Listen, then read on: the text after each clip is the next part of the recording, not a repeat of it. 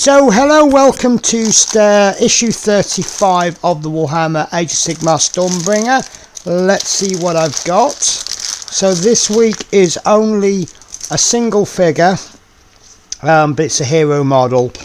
So let's have a look at the magazine first. So we have the front cover, we have the contents. So we have an article on Sylvaneth. Now I think they are something to do with tree people. I'm not sure. Then there's stories part 2. I think this is a part 3. So they've got these stories, and they're you get to be continued. I quite like the stories, to be honest with you. I've read some really good ones, mainly Chaos, but then we have the Realm of Heavens, and then obviously we have a little bit more about Sylvaneth. More in regards to this particular model. So you have another table, roll a dice and refer to the table below to find out the forest your arch revenant hails from, or you can choose a result from a table you like best. So let's pick 4. This arch revenant is from an oasis in the parching deserts of, I wish I hadn't picked that one, and is very hardy, and his name is Sinensis. So yeah, character traits. So how to build him and how to paint him.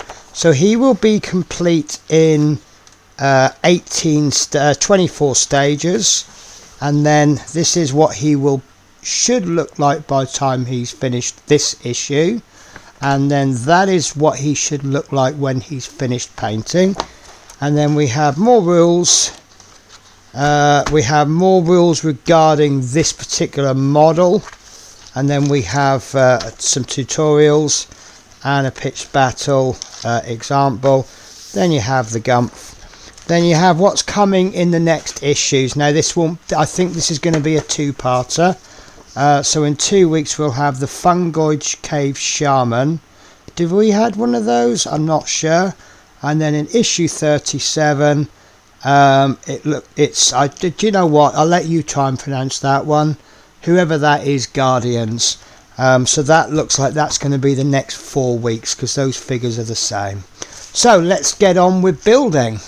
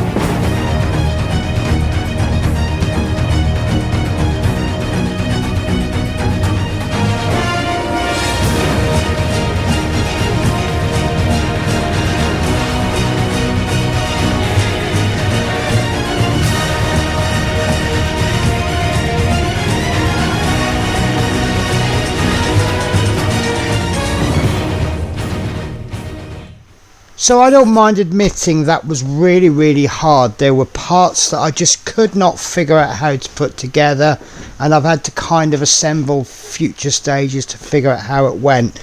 Now, I've tried to use a little bit of experience and have a look, and I want to do it in sub-assemblies to make it so much easier to paint. So it's going to be difficult to show you. I will do my absolute best.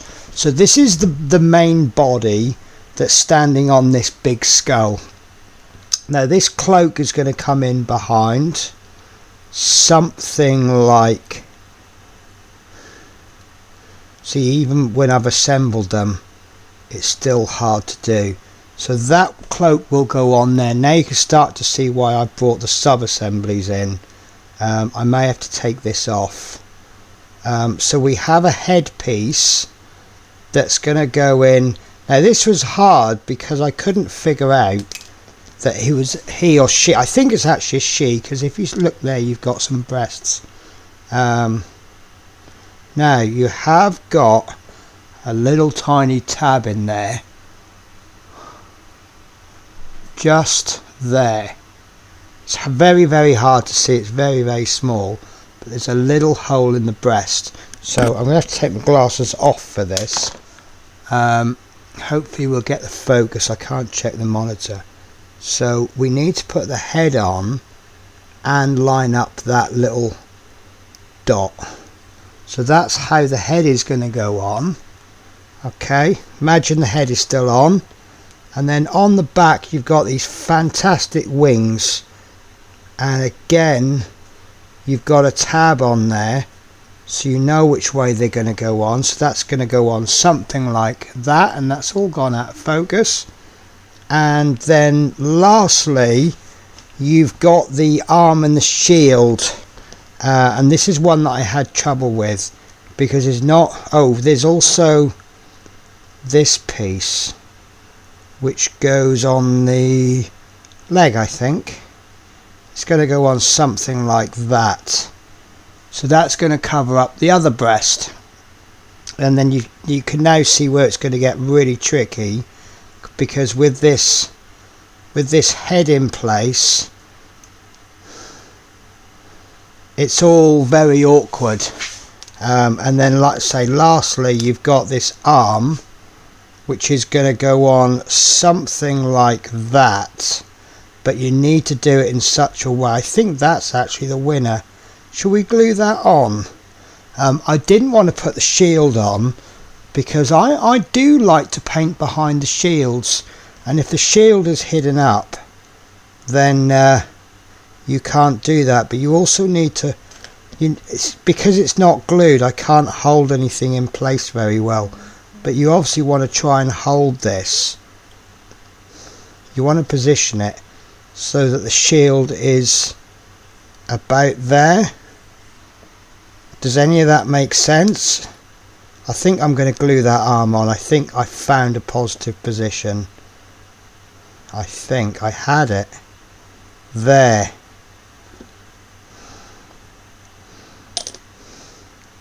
I would be there we go. So I'll leave that for a second. I would be confident that I can get the shield on. Yes, lovely. So I can get that arm on. I'm confident that I can get in there and paint in there. It's not going to be the easiest ever. There's a few little hard spots. Right, so he or she, I think it's a she actually. Looking at those breasts, I would say it's a she. But we'll get her zenithal primed. Now the problem I'm now going to have is when I zenithal prime them, I have to hold the pieces in the position that they would be in. So this is going to be fairly simple. We're going to come in from there for the grey and there for the white. This, because it's going on at a bit of an angle, no it's not, that's going to be straight up, so we can zenithal prime it like that. This is going to go on at a slight angle, so that needs to be primed from that angle, and then This head is going to be quite simple. It needs to be primed from there, and then the wings.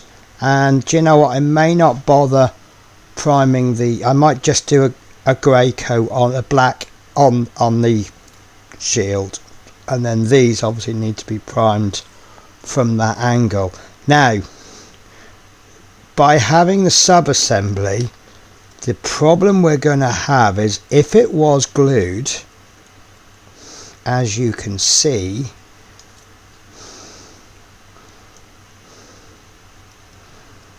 I can't get it together.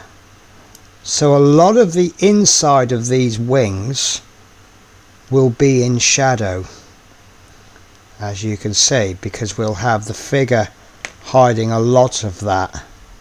But by having it open, it now exposes it.